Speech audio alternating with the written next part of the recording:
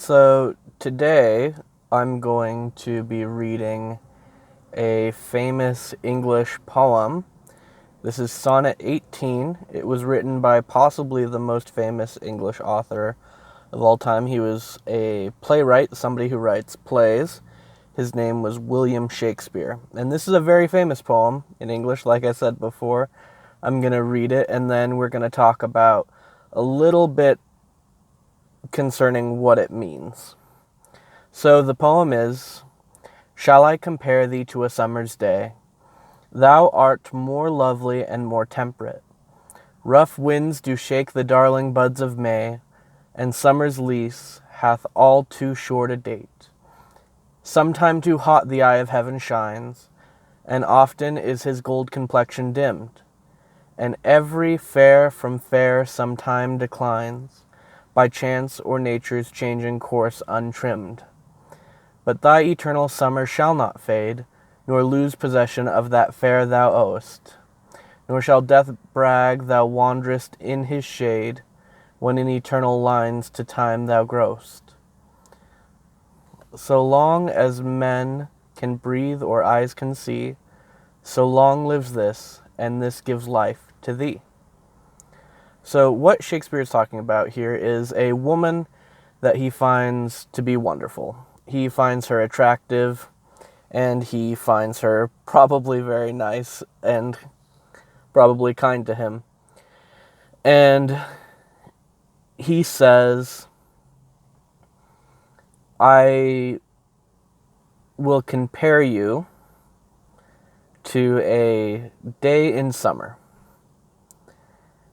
And when he says, "Thou art more lovely and more temperate," the usage of thou, it's a word we don't use in English very much, except in poetry and a lot of older writings.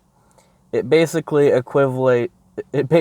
equivalent to the Spanish tu or the Russian te,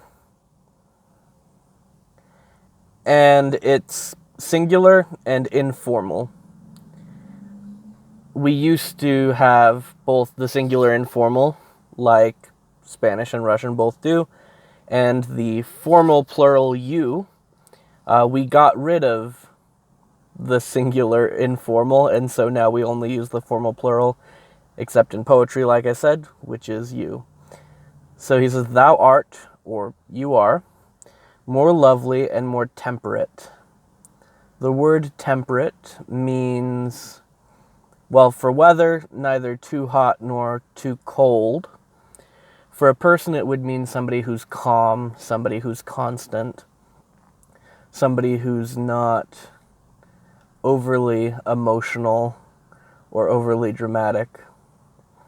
It says, "Rough winds do shake the darling buds of May, and summer's lease hath all too short a date."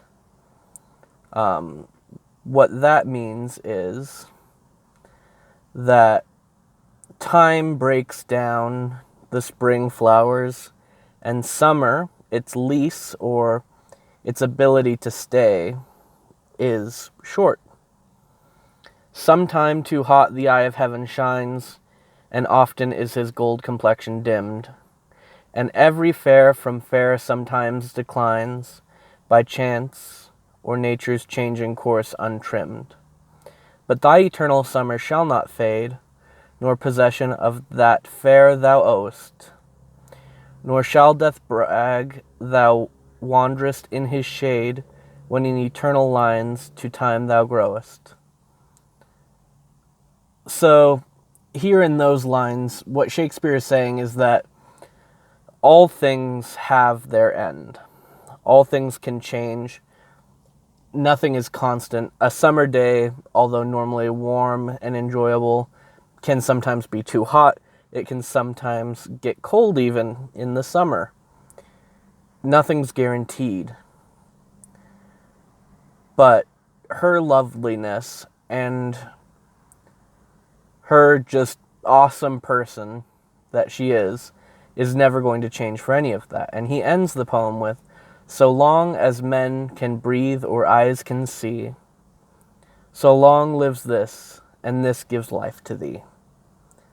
Basically, as long as time keeps going, as long as people exist, her loveliness, her good character will endure, and nothing can change that. And that's really beautiful. And I hope you enjoyed this dissection of Shakespeare's most famous poem. And I hope it helped you with your English a little bit. Have a great day. Please like and subscribe.